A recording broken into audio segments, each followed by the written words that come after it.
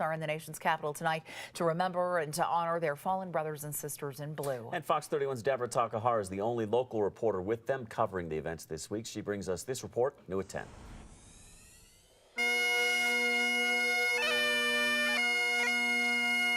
We gather here for a very meaningful purpose. His friends call him a legend among heroes. None of us want to be here. We wish this place didn't exist.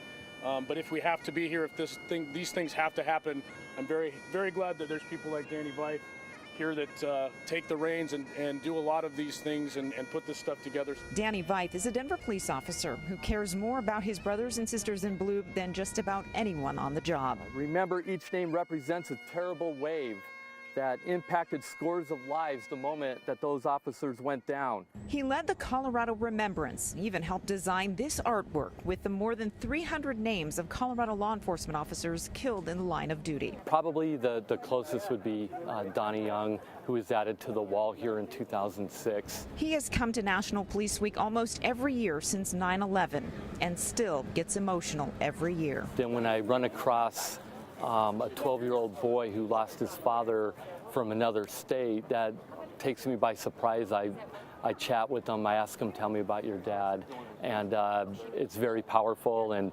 I tell him, hey, when I go back home, there's another person that's going to remember your dad now, some guy from Denver. And like all the officers who attend National Police Week, Danny finds comfort in the support here, knowing he is not going through this alone.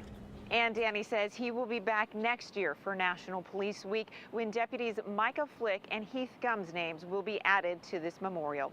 In Washington, D.C. at the National Law Enforcement Memorial, Deborah Takahara, Fox 31 News. Yeah, an emotional day, and it certainly will be next year, too, when those two more names from Colorado are added. Deb, thank you, Deb. Well, we are about 2 weeks away from pool season.